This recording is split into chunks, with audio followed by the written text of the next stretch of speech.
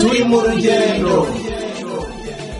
Babyeyi bana namwe rubyiruko, ibibazo bijya mwibaza ku mahame y'ukwemera n'inyigisho za Kiliziya Gatolika mukabura muvana ibisobanuro byabyo, ubu ntibikiri kure yanyu. Nimutega amatwi ikiganiro Turi mu Rugendo, mutegurirwa n'Ubunyamabanga bw'Inama y'Episkopi Gatolika mu Rwanda, kuri Radio Mariya Rwanda kuwa gatandatu kuva saa 11 kugera saa 11 n'igice zo ku mugoroba, no kuri Radio Isango Star kuwa gatanu kuva saa 12 n'igice kugera saa 1 zo ku mugoroba. Mushonje murishiwe rero, nimugacikwe n'ikiganiro Turi mu Rugendo, igiseka ibisubizo by'ukwemera. Mbifurije amahoro y'Imana nshuti bakunzi muduteze amatwi kunyakira amajwi zanyu. Uyu ni wa mwanya w'ikiganiro Turi mu Rugendo mutegurirwa n'Ubunyamabanga bukuru bw'Inama y'Episkopi Gatolika mu Rwanda. Reka mbifurize ikaze mu gice cya mbere cy'ikiganiro twagiranye na nyiricyubahiro Musenyeri Smaragde umwepiskopi wa diocese ya Kabgayi. Tukaba twaraganiriye ku bumwe bw'Abemera Kristu. Ni ikiganiro mwateguriwe na Jean Marie Vianney Uwitonze, mugiye kugezwaho nanjye Telesifore Kaberuka.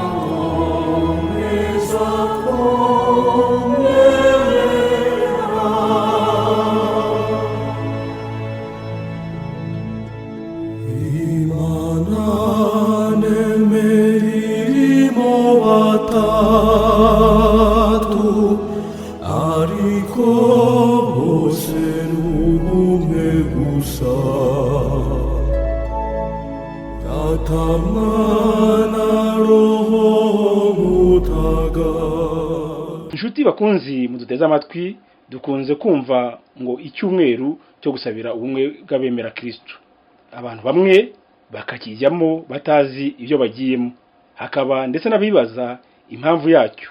Abatekereza kure bo bibaza icyatumye abo bakristu batandukana ku buryo ubu ngubu igihe cyaba kigeze ngo basubirane. Kuri ibyo bibazo kimwe n'ibindi navuze, twegereye nyiricyubahiro Musenyeri Smaragde umwepiskopi wa diocese ya Kabgayi, maze turaganira. Murakoze nyiricyubahiro Musenyeri umwepiskopi wa diocese ya Kabgayi kwa muduhaye umwanya kugira ngo tuganire. Tumaze iminsi dufasha abakristu Gatolika n'abatari bo kugira imyumvire imwe ku bintu bikorwa muri Kiliziya Gatolika cyangwa se bijyanye no kwemera, bamwe baba badasobanukiweho. Kandi muri urwo rwego uyu munsi tugira ngo tuganire ku bijyanye n'ubumwe bw'Abemera Kristu, cyangwa se bamwe bita ecumenisme. Kugira ngo mu gutangira mutubwire iyo ecumenisme bishatse kuvuga iki. Ndabanza kubashimira ko mwahisemo iki kiganiro ku bumwe bw'Abakristu, ecumenisme, kuko ni ikintu Kiliziya Gatolika yahaye umwanya w'ibanze kuva mu nama nkuru ya Vatikani ya kabiri yaberaga i Roma muri 1964, ku buryo ndetse yanditse n'ibwiriza kuri ecumenisme. Ariko nk'uko bibajije, iri jambo ubumwe bw'Abakristu cyangwa se ecumenisme, ndetse cyane cyane iyo dukoresha mouvement ecumenique, ni ukuvuga urugaga rw'abaharanira ubumwe bw'Abakristu, hari ubwo bivanga ukabona abantu babisobanukirwa neza. Cya mbere tugomba gutandukanya ibintu bibiri. Ni ihuriro mpuzamadini, iryo ntabwo ari ecumenisme. Ni ihuriro mpuzamatorero, iyo yo ni ecumenisme. Ni ukugerageza gushaka amagambo y'Ikinyarwanda kuko ntabwo dufite menshi. Mpuzamadini buriya naryo ni urugendo rukomeye twakoze, aho tugeze mu madini yose agaragara yumvikana, aho twageze ubu ngubu ni uko twemera ko Imana ari imwe, waba umuyisilamu, waba umugatolika, waba umuporoso, waba Imana yacu ni imwe, ntabwo ari nyinshi. Icyo ni ikintu gikomeye cyane buriya mu rugendo rw'iyobokamana, kuko mbere abantu babaye bazi ko bafite iyabo, abandi bafite iyabo, n'ubu ndetse hari abakibyiyumvamo buryo, ariko Imana yacu ni imwe. Icyo wacyumvise wageze kure cyane. Noneho ecumenisme rero akaba ari urwego rwihariye, ndetse nanavuga yuko runababaje, kuko rwerekana ikintu cyagombye gutera isoni uwitwa umukristo wese. Yezu yashinze kiliziya imwe, aranayisabira ubumwe bwayo. Ufashe ivanjiri Yohana umutwe wa 17, Yezu avuye muri Getsimani agana ku musaraba, yafashe igihe cyo gusenga asabira ubumwe bw'abazamwemera. Urumva ko ari ikintu gishinga umuzi kure cyane. Ubumwe bw'abakristu rero akaba ari ikintu gifashe umukristo wese, ni nk'inshingano itorero yaba arimo ryose, yaba yaragiyemo ryose, agomba kubaho yerekeje muri iyo muvuma ecuménique, mu gushaka ubumwe bw'abakristo. Ubumwe bw'abakristo rero murahari, ariko ntabwo tuba mu gikristo. Menya ari icyo umuntu yavuga. Kuko ibyo birashaka kuvuga iki? Ndagisobanura. Kuko ubumwe bw'abakristo ni kwemera Yezu Kristo, tumuhuriyeho, ni batisimu turayihabwa twese, ni ijambo ry'Imana turarisoma twese. Ubundi yakagombye kujyamo n'ukarisitiya ku mutima wabyo byose, ariko siko biri. Ari byo rero duhuriyeho by'ingenzi. Wenda ubwo ndavuga ibyo duhuriyeho, ko ngiye n'ibyo numva dukwiye kujya dushyira imbere, tuko tugenda tubwira no kugera ku byabiteye icyateye iryo tandukana. Ariko mbere na mbere tubanze twumve ko bavuze ecumenisme, mouvement ecuménique, ubumwe bw'abakristo bugiramo icyumweru cyabo cyabuhariwe. Tuba twibuka Yesu Kristo twemera, duhuriyeho twese, ijambo ry'Imana duhuriyeho twese, wenda buri wese akaryisobanura mu bushishozi bwe, hanyuma n'abatisimu duhabwa twese duhabwa, abitwa abakristo bose, nta mukristo udahabwa batisimu. Uko nibwo buryo bwo gufungura inzira y'ukwemera. Twese rero tukaba turi muri urwo rugendo. Hari umwe muvuze ko Yezu yasabiye abe kuba umwe. Aha bikaba bitumye nibaza, ese ubumwe bw'abakristo, amadini cyangwa se amatorero yose ya gikristo niko abwemera? Atabwemera yabashingira kuki? Buriya ikibazo dukunze kugira muri ubwo Kristo, muri iyo Bibiliya, muri uwo Yezu Kristo, ni ikibazo cy'abantu, imyumvire n'imikorere yabo. Kugeza ubu ngubu idini rya gikristo numva ritari muri iyi murongo wo guharanira ubwo abakristo n'abadivantisiti b'umunsi wa karindwi. Buriya ntabwo bajya binjira muri iyi muvuma ecuménique, bikadutera n'ikibazo kuko bituma n'abatisimu yabo tuyishidikanyaho. Buriya andi matorero y'abakristo waciye akabatizwa yaje turamwakira umukristo, ariko abadivantisite ntabwo tumenya neza niba ari batisimu ya Yezu bahabwa, cyane ko bayihabwa kenshi, kandi n'uburyo bayisobanura ugasanga ari umwihariko wabo. Abo rero nibo nzi ku mugaragaro batari muri muvuma ecuménique. Abandi batarimo ni abayehova, ariko n'ubundi abayehova simpamya ko n'ubundi ari abakristo. Ni bene abo ngabo cyane cyane usanga ari abantu biyita abakristo, ariko bihoma cyane ku isezerano rya kera, ugasanga isezerano rishya ntacyo ribabwiye. Ariko abandi basigaye muri rusange navuga 90% twese twiyumva muri uyu muvuma ekumenike. Wenda ntabwo abantu bayigiramo ishyaka kimwe, hari abayigiramo ishyaka cyane nka Kiliziya Gatolika ifite amayobera no mu mabwiriza yayo, Anglikani bose tuyihuriraho cyane, abapresbiterien tuyihuriraho, abaluterien ndetse bo rwose bari hafi turenda kwegerana no gusubirana, aba orthodoxe bo byararangiye twagize umusangiro rusange gusa nk'ababigezeho, n'izindi ntabwo bose bahagaze ku rwego rumwe ariko twerekeje ku cyerekezo kimwe.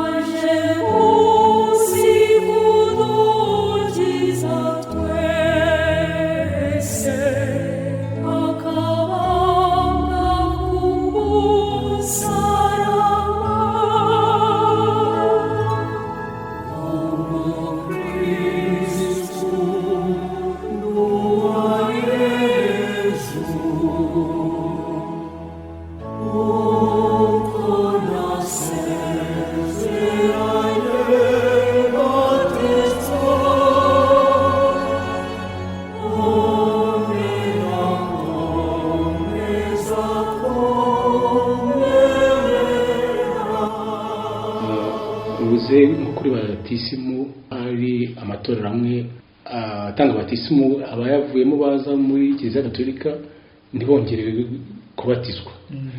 Aha bindi kwibaza ese hari ibintu amadini n'amatorero bifite abitandukanye cyane ku buryo byabaye ngombwa gushyiraho kiriya cyumweru cy'ubumwe bw'Abakristu. Zone ibyo bintu bibatandukanya ntibiye. Iyo urebye ibintu bitandukanye abantu kenshi usanga ari amateka ndetse n'umuco w'aho idini ryari riri n'ibibazo by'igihe byari birimo, noneho hakaza kwivangamo na remuvuma politike, remuvuma sosiyale, remuvuma culturel. Ibyo bintu byose byo byagiye birema uko wenda turaza kubona umwanya wo kubivuga. Ugiye ureba ukorere icyo nakwita mu ahantu hakomeye hababaje hagaragaje ubutandukane bwa Kiliziya n'andi matorero. Ugiye nko muri nyejana cya 11 Kiliziya ya Constantinople itandukanye na Roma, ukajya mu kinyejana cya 16 icyo bitaga la Reforme Protestante. Aho ngaho niho ubona hagiye hashingiramo ikintu umuntu yakwita nka ekratoma, ukabona haje mu bice byinshi. Noneho bamwe bakagenda bakora imyumvire yabo, n'abapuruso bagiye hatangiye Luteri akora reforme, n'abandi bahita bazikora ariko ntibyagomba ko bajyana na Luteri bo bajya ukwabo nk'abakarubini n'abandi. Mu Bwongereza aho biteye ukundi urebye n'imivoma politike yabijyanye ibihindura Kiliziya yigenga yitandukanije n'izindi. Ese ibintu byari bikomeye cyane ku buryo byabaye ngombwa ko habaho icyumweru cyo gusabira ubumwe bw'Abemera Kristu. Icyumweru cyo gusabira ubumwe bw'Abakristu ni rwa rugendo turimo. Rwa rugendo turimo kuko muri Kiliziya Gatolika tugira na misa yihariye yo gusabira ubumwe bw'Abakristu. Igira misa yayo yihariye.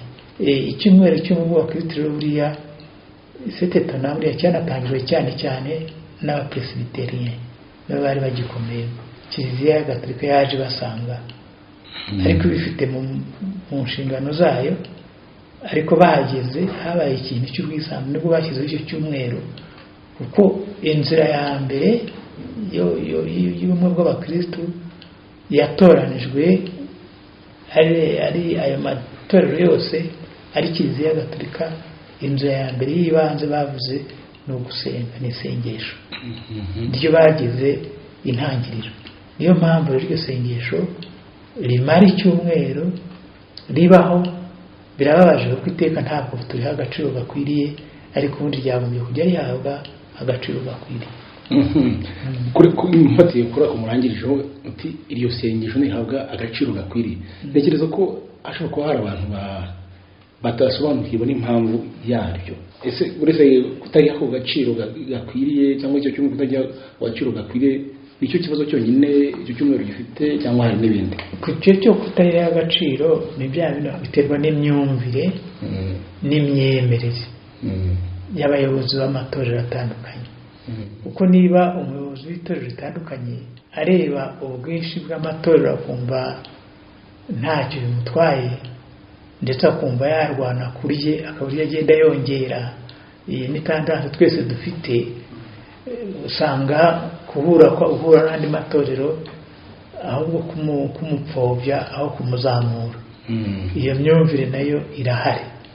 Hari n'ubwo gitegurwa mukagitegura mwajya kugera ku munsi wa koma ukoroha abantu bagiteguye barengeye.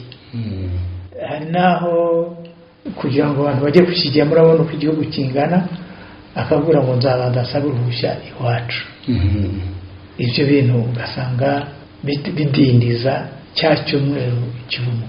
Ariko aho ngaho wenda kuri ako kantu muvuze byo kubanza gusaba uruhushya, nanjye hari ahantu nzi nko muri paruwasi runaka padiri abashyizeho amabwiriza avuga ati niba ugiye mu birori by'umuntu wo muri ADPR turagufungira amasakaramentu cyangwa turaguha ibindi bihano. Ibyo ni bya bibangamira ubumwe bw'abakristo. Ni ibintu bitandukanye. Ibintu bitandukanye. Gutaha ubukwe bw'abaporoso aba ari bo bose ndetse n'abayisilamu nta kibazo gihari. Nta Kiliziya Gatolika ibibuza. Ariko niba umuntu yari muri Kiliziya Gatolika akagira cyagahambira akajya gushyingirwa mu giporoso cyangwa ahandi, ntabwo abakristo bakwiye kumuherekeza, abagiye nabi. Kandi hari uburyo bwateganijwe bwo kugenda neza. Yaje akabisaba kwa padiri mukuru bamuha uburenganzira, naho yaba ari umuyisilamu, naho yaba ari umupagani, naho yaba ari umuhakanyi, bamuha uburenganzira bwo gushyingirwa akagenda neza kandi agakomeza guhabwa amasakaramentu.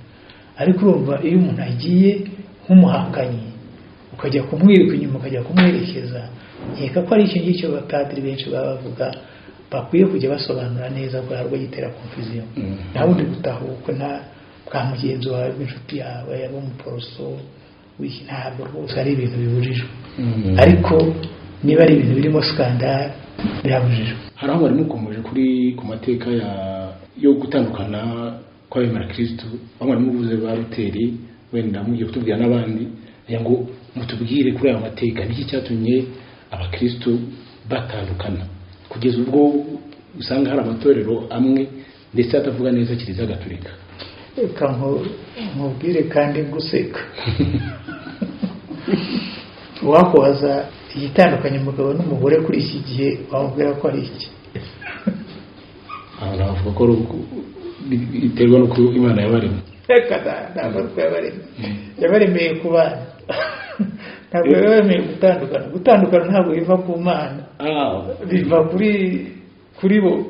Ariko ubwo humura ndashaka kukwereka ngo usubize mwereke sizi ikintu mu bantu ubundi kubana, kugirana ubumwe, kubana mu mahoro, gukundana, ubundi niyo kamere Imana yaremanye umuntu. Noneho n'ubukristo niyo bwaje buje kuvugurura ndetse yeza gutangira ikintu gikomeye cy'amaraso ye. Ntabwo nzi ukuntu abantu batabyumva, ariko ikintu cyitwa gutanga wari ugiye kuvuga ngo cyanditse muri kamere. Yewe mvuga ko cyamugaje kamere yacu. Cyakora ukabona abantu baratandukanye kandi gutandukana kwabo kukagira ingaruka nyinshi ku bandi no kuri ubu. Kuko iyo umuntu nka Ruteri agahambira akava muri Kiliziya Gatolika afite impamvu zari z'imibereho, ariko ntabwo wayivamo kubera ko ubonye ko ari mu munyabyaha. Kuko uwo munyabyaha ntabwo ari we Kiliziya, ahubwo ni umuntu waguye muri Kiliziya nk'umunyabyaha. Umugumaho rero ukamufasha, ntabwo ujya gushinga ibyaha. Ibyo ni ibintu bikomeye. Noneho rero bikeneye ko aho ngaho ngira akantu uvuga ku mateka ry'itandukano ry'abakristu. Kiliziya yakomeje mu rugendo rwayo rurerure guhora yifuza ko ubumwe bw'abakristu bwakomera, ikabisabira ariko birakomeye. Buriya Kiliziya igitangira, Yezu Kristo amaze kohereza intumwa akaziha mutagatifu zikanyanyagira zigakwira, bahagurutse bafite ibitekerezo, bageze hirya barasobanya, bamwe bati n'abayahudi gusa twakira, abandi batoya n'abayahudi n'abapagani, bati ntabwo dushobora kuvanga n'abapagani, ntabwo aribo Yezu yaje gukiza. Bahamagara Petero, Petero nawe abitindaho akanya gatoya, ariko Yezu araza. Sindi niba wibuka agiye kwa Koruneye, umukuru w'ingabo z'abaromani, wari wabaye umukristo, amutuma ati ngwino hano iwanjye. Noneho Petero igihe akirimo kwezita arasinzira, abona igitebo kivuye mu ijuru kirimo ibikoko by'amoko menshi. Imana imubwira ngo fata urye. Ati ibintu mbirye nyagasani. Ati rya, nta kivuye mu ijuru cyanduza. Igihe akivuga gutyo abaje kumutwara baba barahageze. Petero ahita yumva ko ari Yezu umubwira ko ntawe agomba kunegirisha. Aragenda agezeyo asanga Roho Mutagatifu yuzuye no mu bapagani. Aravuga ati nimubatize abantu bose, abantu Imana yatoye yemeye nigeze se babahira. Kuva icyo gihe Petero na Paulo baje kumfasha nyuma bahinduka apôtre des gentils, no kuvuga abamamaza Yezu Kristo b'abanyamahanga. Ariko babana bitwa abayahudi b'intagondwa n'ubu baracyariho, ako gace n'ubu karacyariho, nagiye no kugasura. Barimo abakristo batagira uko basa neza, ariko ntubabwire kuvanga n'abapagani. Ujuru turabana gikristo kivandimwe, ariko ako gakomere k'amateka karahari. Urumva aho ngaho cyabatandukanyaga no kuvuga abayahudi n'abanyamahanga. Kandi Yezu mu bizazaburi no mu bindi bitabo, Yezu yaje afunguriye amahanga yose, na Isirayeli nicyo yari ibereyeho kwari kuzageza inkuru nziza ku mahanga yose. Ni ukuvuga ecumenisme ni evre ya Yezu, ntabwo ari yacu. Kuyinegirije rero ntuyiha agaciro gakomeye, ariko izi gukorera no muri ibyo bice byose. Wenda nkomeje ku mateka, ahantu haje kongera gukomera ni mu kinyejana cya gatatu, nibwo habagaye inama nkuru ya Kalisedoni n'iya Efezi yashyizeho ndetse iriya ndanga kwemera dukoresha ubu ngubu. Buriya niyo izamuka, buriya niyo shingiro ry'ukwemera kwa Kiliziya Gatolika. Ariko yabishyizeho kubera iki? Hari ubwumvikane bukeya bwari buhari muri Oriya no muri Occident, no kuvuga Roma na Constantinople. Noneho icyo gihe byashigeje Kiliziya cyane, ariko noneho bongera gushimangira ubumwe. Hari abapapa babukomeyeho nka Cyprien w'umumaritiri ubivuga cyane, nka Serogra ni umwe mu baharaniye ubumwe bw'abakristu igihe bwari buhungabanye. Ariko ahantu haje kuba habi cyane n'ubu ngubu hakiri igikomere, ariko gisa nk'igenda gisubirana, ni mu 1050. Ubwo Kiliziya ya Constantinople yitandukanyaga n'iya Roma, bemeraga Yezu Kristo, baramukunda, ariko ikintu bapfuye ni ukutumvikana kw'iritureroma. Nk'abakristu Gatolika tubana n'abandi bafite imyemerere itandukanye bemera Kristo, nabo tubane dute? Hari indirimbo dufite y'abakristo ni n'abaporoso bose barayifite, bayihuriro yabo iririmbye ku buryo bwabo. Ushobora kuba warayumvise rimwe, iyo mpuye nabo ndayibasaba ngo bakandirimbire, bakakaririmba, ariko nkababwira nako kacu abarimo bakakamfasha. Nikuririmbire, ndirimba nabi ariko ndirimba nabi ariko ndumukristu nduwa Yesu, uko nasezeranye mbatizwa, none none ndakomeza kumwemera. Iyo ni y'Abagatolika. Reka nkubwiye abaporoso, iyo ntabwo nyizi ariko ndavuga igitero gusa. Genda umukristo, genda umukristo. No, bikurikiye hose mbizi. Ariko no, ariko iyo zihuye zombi ndavuga nti ikintu cya mbere dusabwa nk'abemera Yesu Kristo mu matorero atandukanye turimo ni ukuba umukristo. Bivuga iki? Ni ukwemera Yesu Kristo wapfiriye ku musaraba, ko Pawulo Mutagatifu abitubwira mu ibaruwa yandikiye Abanyefezi umutwe wa 4. Ubukristo rero nibwo bukuru. Ubukristo ni iki? Ni isura wiyambitse nk'umuntu, wambaye nk'umuntu, ni ingabire wahawe y'ubucungurwa. Ikigusaba rero ni iki? Ikigusaba niba uri umukristo ukagenda ugahura n'undi mukristo, mbere yo kwibaza itorero arimo, banza umubonemo umuvandimwe ufite icyo rusangiye. Iyo utangiye kubaza itorero mu buryo wakocanye nawe, banza wishime kuri iruhande rw'umukristo, kuri iruhande rwawe hari umukristo. Noneho buhoro buhoro uragenda umubona ko ari muri itorero nawe uri muri iyi ngiyi, ubimwubahire nawe akubahe. Ahasigaye uzayobora, uzatungurwa n'uko bwa bumwe bw'abakristo tugenda tuganamo bugenda bwaguka, bwiyongera, bushingiye ku mitima y'abakristo nyabo. Inshuti bakunzi mwabanye natwe muri iki kiganiro turi mu rugendo. Ngaha aho dushoreje igice cya mbere cy'ikiganiro twagiranye na Nyiricyubahiro Musenyeri Smaragde Mbonyintege ku bijyanye n'ubumwe bw'abakristo. Tukaba tumushimiye cyane ku mwanya yaduhaye. Tubararikiye kuzazacikanwa n'igice cya kabiri kiduhishuye byinshi. Turabashimiye kandi namwe kuba mwabanye natwe muri uyu mwanya w'iki kiganiro.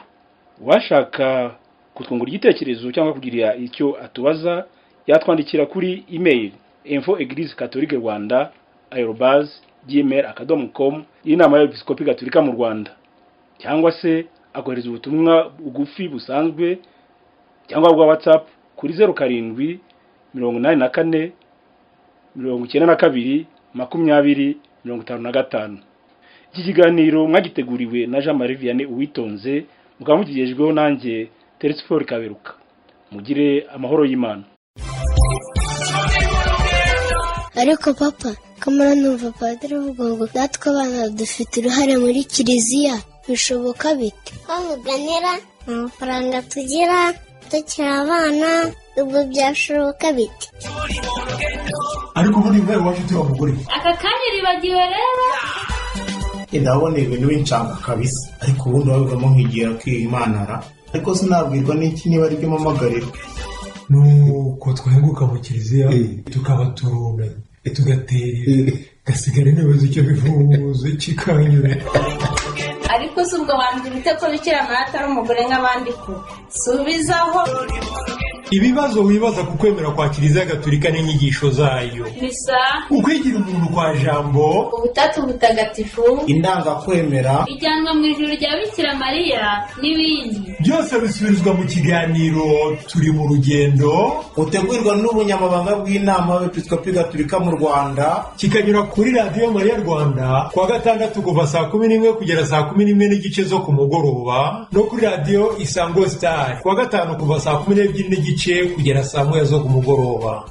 Iki kiganiro kandi kiboneka no kuri YouTube channel yitwa Eglise Catholique Rwanda. turi mu rugendo.